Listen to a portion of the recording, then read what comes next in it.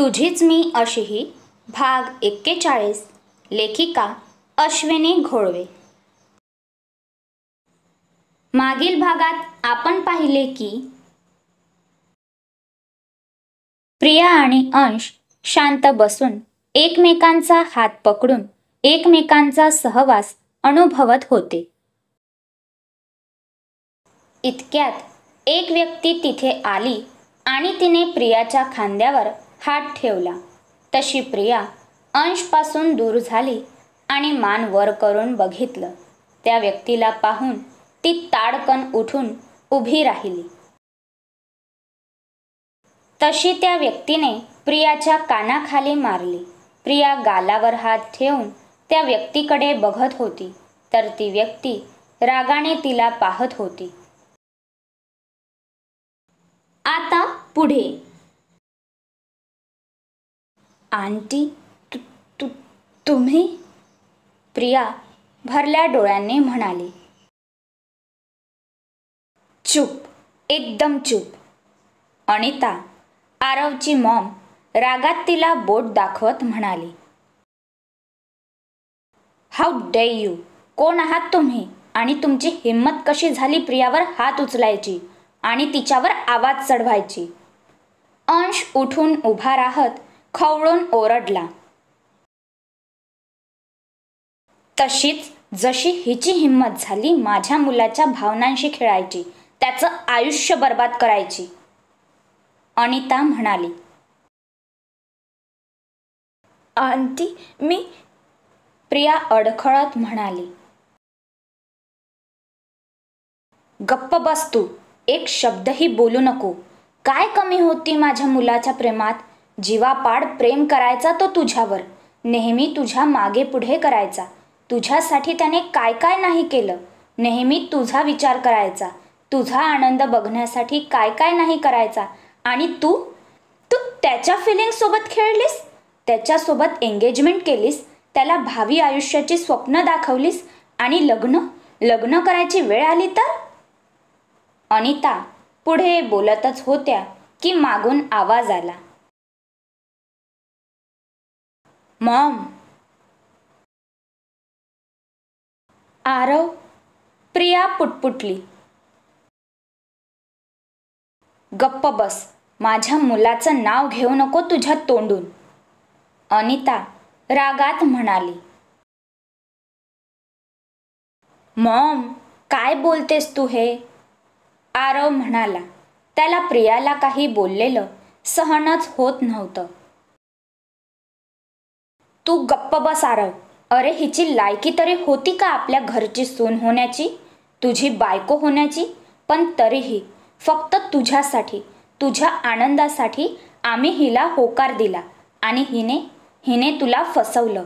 नव्हतंच करायचं लग्न तर तसं सांगायचं ना. एवढं प्लॅनिंग करायची काही गरज नव्हती. अनिता रागाने प्रियाला बोलत होती. प्रिया फक्त रडत होती. आरव आणि अंशला तिचं रडणं सहन होत नव्हतं, पण आरव शांत होता. पण अंश रागात बोलू लागला. बस, खूप बोललात तुम्ही. तुम्हाला काही अधिकार नाहीये तिची लायकी काढण्याचा. ती ऐकून घेते म्हणून काहीही बोलणार का? ती एक तुम्हाला उलटून बोलणार नाही, पण मी नाहीये तसा. अजून तुम्ही एक शब्द जरी तिच्याबद्दल वाईट बोलला तर माझ्यापेक्षा वाईट कोणी नाही. आरव, समजावून सांग तुझ्या मॉमला. अंश खवळून म्हणाला. मॉम. आरव म्हणाला. एक मिनिट आरव, अनिता म्हणाली आणि अंश समोर आले. श्रीमंत घरातला दिसतोयस, हिच्यासाठी एवढं बोलतोयस? चांगलीच फूस लावलेली दिसते हिने तुला. कोण आहेस कोण तू हिचा? अनिता अंशला न्याहाळत कुत्सितपणे म्हणाली. लग्नाची बायको आहे ही माझी, प्रिया अंश देशमुख. देवा ब्राह्मणाच्या साक्षीने लग्न केलंय मी हिच्याशी. अंश प्रियाच्या खांद्यावर हात टाकून तिला जवळ घेत म्हणाला. प्रिया भरल्या डोळ्यांनी एकटक अंशकडे बघत होती. काय गये, चांगलेच मोठ्या घरातले मुलं जाळ्यात ओढतेस. जर ह्याच्याशी लग्न करायचं होतं तुला तर माझ्या मुलाला का होकार दिलास? आलं माझ्या लक्षात. ओ, तर तुझे आई वडील तुझं ह्याच्याशी लग्न लावून देणार नाही म्हणून तू आधी माझ्या मुलाला होकार दिलास, एंगेजमेंट केलीस आणि लग्नाच्या काही वेळ आधी त्याला गायब केलंस. म्हणजे तुझे आई वडील लोकलज्जे खातर आपोआप तुझं आणि ह्याचं लग्न लावून देतील. Wow, great planning. अनिता चिडूनच म्हणाली. मॉम, काही काय बोलतेस? चल तू इथून. आरव अनिताच्या हाताला धरून ओढत म्हणाला. आंटी, आंटी, मी असं काही प्लॅनिंग नाही केलं. प्लीज, प्लीज विश्वास ठेवा माझ्यावर. प्रिया रडत म्हणाली. अगं, विश्वासाचं तर तू बोलूच नको. शोभत नाही तुझ्या तोंडात विश्वास शब्द. दिसते तशी नाहीयेस तू. मी तर तुला खूप संस्कारी, निरागस मुलगी समजत होते, पण तू तर चतुर लोंबडी निघालीस. अनिता रागात तोंडाला येईल ते बोलत होती. आजूबाजूचे सगळे लोक त्यांच्याकडेच बघत होते. मॉम, काही काय बोलतेस? तुला काहीतरी गैरसमज झाला आहे. तू आधी चल इथून. आरव अनिताच्या हाताला धरून ओढत म्हणाला. आरव, थांब थांब, मला बोलू दे. काही गैरसमज नाही झाला मला. आरव, थांब, मला बोलू दे. अनिता म्हणाली. नो मॉम, चल तू. आरव अनिताला ओढत घेऊन गेला आणि कारमध्ये नेऊन बसवलं आणि डोअर लॉक करून परत प्रिया आणि अंश जवळ आला. अंशने आरवला पाहून हाताच्या मुठी आवळल्या. आरव अंशला इग्नोर करून प्रिया जवळ आला. प्रिया, तू ठीक आहेस ना? आरव काळजीने म्हणाला. प्रियाने डोळे पुसत मान हलवली. Priya, I am sorry. ते मॉमला मंदिरात यायचं होतं म्हणून मी घेऊन आलो होतो. मला माहीत असतं तू मंदिरात येणार आहेस तर मी मॉमला घेऊन आलो नसतो. मॉम जे काही तुला बोलली त्याबद्दल खरंच I am really sorry. Aarav guilty feel करत म्हणाला.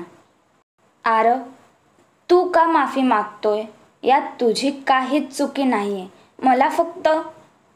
प्रिया पुढे काही बोलणार तर अंशने तिचा हात पकडून तिला स्वतःजवळ खेचलं.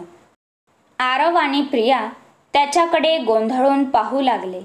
अंश तसंच तिला पकडून आरवकडे रागात कटाक्ष टाकत म्हणाला. हे यू, तुला सांगितलं होतं ना प्रियापासून दूर राहायचं? अंश चिडून म्हणाला. अंश, लिसन, मी फक्त प्रियाची माफी मागतोय. आरव शांतपणे म्हणाला. काही गरज नाहीये तिची माफी मागायची आणि खोटी काळजी दाखवायची. अंश खवळून म्हणाला. अंश, प्लीज शांत हो. तो फक्त माझी माफी मागतोय आणि मला त्याच्याकडून काही गोष्टी जाणून घ्यायच्या आहेत. प्रिया अंशला म्हणाली. काही गरज नाहीये त्याची. Let's go. अंश तिचा हात पकडून तिला घेऊन जाऊ लागला. अंश, थांब, मला बोलू दे प्लीज. प्रिया त्याच्या हातातून हात सोडवत म्हणाली. नो. प्रिया, चल इथून. अंश रागाने ओरडला. तशी ती दचकून गप्प बसली. तो तसाच तिचा हात घट्ट पकडून ओढून कार जवळ घेऊन आला. डोअर उघडून तिला कारच्या फ्रंट सीटवर बसवलं आणि रागाने डोअर जोरात आपटलं. प्रियाने घाबरून कानावर हात ठेवला. अंशने एक जळजळीत कटाक्ष आरवकडे टाकला आणि कारचं डोअर उघडून ड्रायव्हिंग सीटवर बसून कार स्टार्ट करून निघून गेला. आरव कार नजरेआड होईपर्यंत पाहत होता. त्याला प्रियाला तो लग्नाला का येऊ शकला नाही ते सत्य सांगायचं होतं, पण अंश तो तर तिला त्याच्याशी बोलूही देत नव्हता आणि प्रियाचं अंश पुढे काही चालत नाही हे तर तो काही भेटीतच समजून गेला होता. तो तसाच हताश होऊन त्याच्या कारमध्ये येऊन बसला. अनिता अजूनही प्रियाला रागात बडबडत होती, पण आरवने शांत बसणं पसंत केलं आणि कार स्टार्ट करून त्याच्या घराच्या दिशेने निघाला. इकडे एक व्यक्ती प्रिया, अंश आणि आरववर नजर ठेवून होती. हे सर्व बघून ती गुपचूप तिथून निघून जाते. अंश रागात ड्राईव्ह करत फुल स्पीडने कार त्याच्या बंगल्याकडे घेतो. प्रिया त्याच्या रागाला घाबरून शांतच बसली होती. कारमध्ये दोघेही शांतच असतात, पण प्रियाच्या मनात विचारांचं काहूर माजलं होतं. आजच अंश आणि मी आमचं प्रेम कबूल करून जवळ आलो होतो. किती खुश होतो सकाळी आम्ही, आणि आता हे. प्रिया बोलून डोळे पुसते. तिला आरवच्या मॉमचं बोलणं आठवतं तसं परत तिचे डोळे भरून येतात. किती किती काय काय आरोप केले त्यांनी माझ्यावर, माझी काही चूक नसताना. आधी अंश आणि आता ह्या. कधी सुरळीत होणार नाही का माझं आयुष्य? जो येईल तो माझ्यावर आरोप करतोय, मला आरोपीच्या पिंजऱ्यात उभं करतोय. अखेर काय चूक माझी? मला काहीच समजत नाहीये. प्रिया मनात स्वतःशीच बोलत विचार करत होती. डोळ्यातून पाणी गालावर ओघळत होतं. प्रियाला अंशने केलेला तिचा रागराग, तिरस्कार, छळ सगळं आठवत होतं. तसं तिला अजूनच भरून येत होतं. अंशला त्याने प्रियाशिवाय घालवलेले ते वर्ष आठवत होते. अन आता त्याने मनाशीच ठरवलं होतं, काही जरी झालं तरी प्रियाला स्वतःपासून दूर करायचं नाही आणि तिला दूर जाऊही द्यायचं नाही. इकडे आरव डोळ्यातलं पाणी अडवत ड्रायव्हिंग करत होता. त्याला प्रियासोबत घालवलेले सगळे क्षण आठवत होते. तिघेही जुन्या आठवणी आठवत दुःखी होते. अंश रागात असल्याने त्याचं प्रियाकडे अजिबात लक्ष नव्हतं. जशी कार बंगल्याच्या गेटमधून आत एंटर करते तसे अंश कार पार्क करून प्रियाला काही न बोलता रागात कारचं डोअर आपटून आत निघून जातो. त्याच्या आवाजाने दचकून प्रिया भानावर येत स्वतःला नॉर्मल करून आत निघून जाते. बापरे, किती आणि काय काय बोलली ही अनिता. पण ती काय बोलली? आरवला गायब केलं होतं? नक्की लग्नाच्या दिवशी काय घडलं होतं असं? आणि खरंच प्रियाच्या आयुष्यात सुख कधी येईल?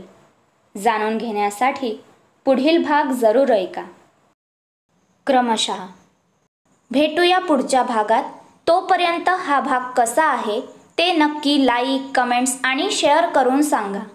व्हिडिओ आवडल्यास हे चॅनल सबस्क्राईब करायला विसरू नका.